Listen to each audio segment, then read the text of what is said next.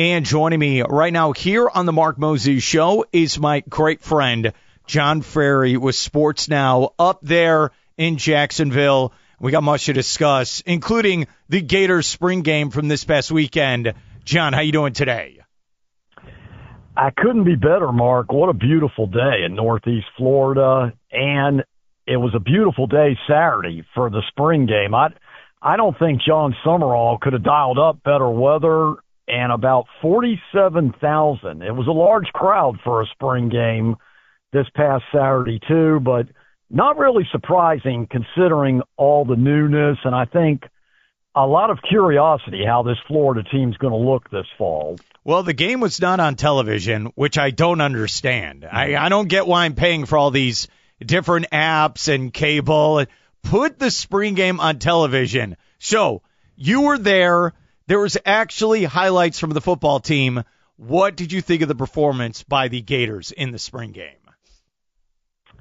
Well, I thought overall good. Room for a lot of improvement, and I'll preface it all with it was a spring game, which means there was a little bit of tackling, but you know how spring games are, not a lot. And I'll start with the quarterback play.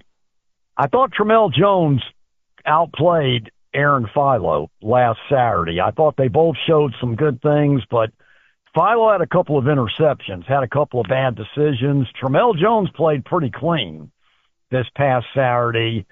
And the guy that really stood out to me, Mark, and I didn't know about this young man until Saturday, was Micah Mays Jr., who had a 75-yard touchdown reception, had another long catch, a lot of speed. And I think he's got an opportunity to be a factor in the receiving corps this fall. Dallas Wilson didn't participate, the five-star who got hurt late last year. So I think that opened up some more reps for Mays and some of the other receivers. I thought Vernell Brown looked good, just like he did a year ago. And then defensively, I thought there were some highlights, couple of interceptions. L.J. McCray on the defensive line stood out. So I think there's definitely some optimism. Also, John Summerall touched on the offensive line, though. That's the concern, is that he said these guys have to get in the weight room over the summer. And while he didn't use Billy Napier's name directly, I think that was a shot at Billy Napier's program. He said there's a lot of work to be done with those guys. So there's some good points, but there's some work to be done. And of course, it's the first year, so still a lot of question marks. But I think this team's going to be improved over last year, which obviously it's got to be over 4-8. I'm happy you brought up quarterback, wide receiver, weapons. I read an article this morning from our colleague Edgar Thompson with the Orlando Sentinel, and I couldn't even believe this stat when I read it. They were dead last in plays over 30 yards, where they only completed like 11 last year, where there was no deep threat, there was nothing on offense. Dude, how much does this offense need to improve under this new head football coach? A lot. And Buster Faulkner is going to be the play caller.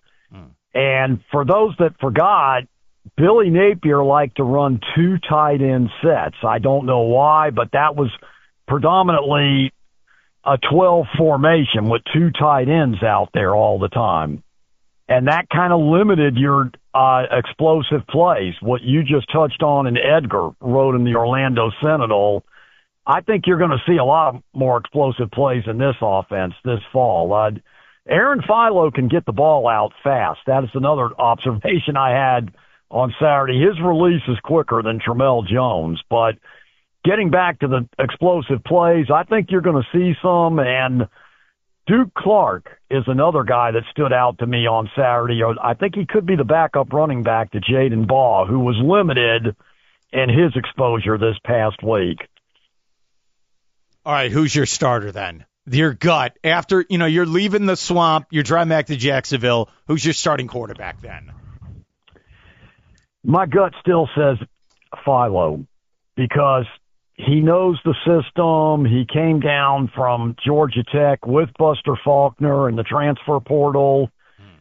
I think Tramel Jones is going to really have to outplay him to win the job. Now, if you're just basing it on Saturday, it's Tramel's job. But I'm basing it on a large body of work. And, of course, we didn't get to see the practices other than what we saw Saturday. So I think Philo's the starter. I think it's close, but I think Philo takes the first snap on September 5th. The follow-up gut question is, do you still think this is a project, or are you going to see instant results next year for the Gators football team? Well, I guess it's based on what's your definition of instant results. I don't think they're going to contend for a championship next year. However, I think they are going to be an 8-win team next year. So maybe I'm not answering the question, but I think it's a little better than a project, but it's not elite. I think you're in the middle right now. I think you're definitely going to see a drastic improvement because I just think the attitude's going to be better. I think there's going to be a lot more physicality with this team. And you touched on the explosive plays. I think we're going to see that next fall. But Billy Napier liked to run the football. And like I said, like to keep it close to the vest. I think John Summerall realizes you got to have some explosive plays and score some points to win games, especially in the SEC. So I look for this to be fun next year as well. It's been a chore to go watch Florida football the last 3 or 4 years. I think it's actually going to be enjoyable next season. Do you feel like with Summerall, and look, it's all talking season, I get it, but do you feel like maybe there's a pulse now compared to what we had under Billy Napier? That was well said, Mark, because his personality, when you go into the press room, it felt like Billy Napier didn't have a pulse most of the time. Not to pick on him, but he was just so mellow and laid back. John Summerall's the complete opposite. A lot of energy, a get-in-your-face type of guy. You can just tell that by the way he talks. And so, yeah, they're definitely going to have a pulse. And you're not going to see a player on this team that's going to spit on an opposing player during a game. For those that forgot the South Florida game last year and then still be allowed to play for this team, that's not going to fly. I can tell you that now. So I think there's going to be a lot more discipline in this program, too. I told you this when they hired him. I'm still hesitant. I'm not going to be like, oh, man, we figured out everything. This program still hasn't figured out anything since they've had Tim Tebow. I'm sorry, dude. You know I watch this team every single week, every fall. I'm still hesitant. Is it fair if I'm acting that way going into the offseason? Very fair. I mean, like you said, they haven't done anything since 2009, which was Tim Tebow. And so they had a couple of SEC championship game appearances under Jim McElwain, but it was a weak Eastern Division those years, and it was pre-Kirby Smart. So with that, they kind of backdoored into that. So that's more than fair. I mean, they haven't been relevant since Urban Meyer. So we're going on 17 years now because Urban Meyer's last season was 2010, and that was a disaster. Really, 2009 is the last time they've been relevant. So it's fair. I think they're going to go in the right direction with Summerall. I just don't know if he's going to be elite. So that's a very fair question. We really aren't going to know for a couple of years, but I will say this. I think you'll get a feel for it next year because you kind of could feel from the beginning with Billy Napier something wasn't right with 12 men on the field, kicking field goals, 2 guys wearing the same number on a special teams play. So I don't think we're going to have those kind of issues anyway. It's a low bar, I get it, but I think it is going to be better this fall. Yeah, I read where Summerall's about the same age as me, 43, 44. Does he age like a president, like every coach at the University of Florida? Do you start getting the gray hair? Like, when does it happen? Because the pressures of being the coach, is it like you're the president of the United States of America? You know, in ways, it might be worse than being the president of the United States of America. That's how demanding the Florida fan base is and the boosters. And that's a great analogy because, we'll have to see how long it takes for Summerall's hair to turn gray. Obviously, if they can get off to a fast start with some wins, that will help. but if it's 1-4 or 2-5, then there's going to be a lot of pressure, and maybe the hair starts turning gray. The other thing I will say, Florida's got a slightly easier schedule going in their favor this upcoming year, too. No Miami on the schedule, no LSU, and no Tennessee. They had all three of them a year ago, and they were all losses. So I think that does help going in as well. You bring up LSU. Will you have one eye on Lane Kiffin where you think about he could have been the Florida coach as well?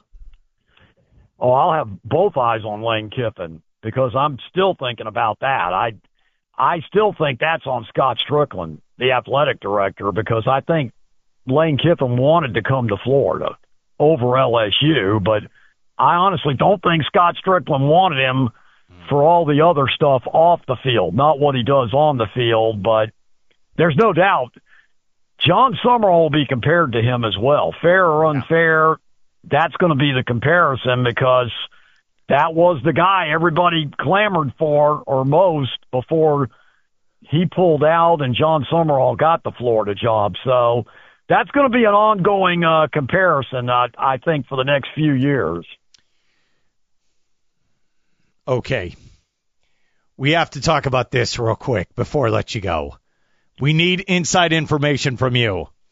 Did Trevor Lawrence cut off his hair and showed up with a short haircut? Is this true, buddy? That is false. I know there was a meme out there about that, but no, Trevor's hair is like a gladiator. He did not cut that off, so that he will still have that long hair when the season starts in August and early September, the regular season. Were you disappointed that it was just a meme? Were you? Yes, to be honest, as silly as that sounds, Mark. Curiosity, I would have liked to see what he would look like, but I'm going to be honest. Trevor Lawrence is going to be 27 come October. And I think it's going to be a long time before you see him cut that hair. I think there's quite a few years ahead before that happens. Did you like the Trayvon Walker extension? I think he's a good player. I don't think he's a great player. And I think the Jags could have waited on that one. There were some that liked it because it locks him in, which I understand, but he's not been an elite pass rusher. He's been good, and he's been better against the run, in my opinion, than against the pass. But I think the Jags felt like they were backed in a corner because the weakest area on this team, in my opinion, is the defensive line. And that's where I think they really need to hit home a week from Thursday and more so a week from Friday since they don't have a first-round pick. So I understand why they did it, but honestly, I think they overpaid slightly for Trayvon just from what the production has been. And finally, with John Frary, and I appreciate coming on, you've done this a long time now, covering football. Is this the most boring lead-up to any NFL draft you can remember? Yes, because locally the Jags don't have a first-round pick.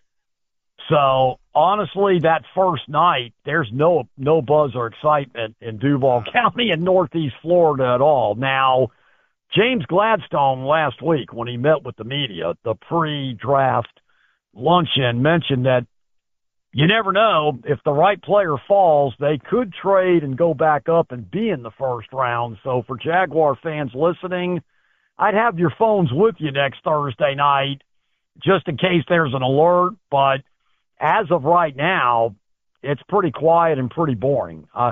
Friday night's the one we're all waiting for because the Jags have 4 picks on Friday as it stands right now, 3 third-round picks and a second. So not a lot of buzz for the first round in the beginning, though. Absolutely none, honestly, right now. Well, it's interesting. The reason you don't have that pick is because of the guy you took last year.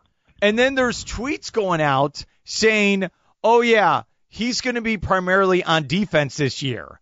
Then he's tweeting, you know what? What are your thoughts? I want your thoughts on all of this. What's going on this offseason? I think he is going to primarily be on defense, he being Travis Hunter to start with. I think that they really, and we touched on this on your show, Mark, last season, I don't think they, being the Jaguar management, knew how to use him properly last year when he was healthy. He only played 7 games before he got hurt, but it was kind of clunky when he was out there. He never really had a specific designation. He was all over the place, and this team needs a lockdown corner more than they need an elite receiver.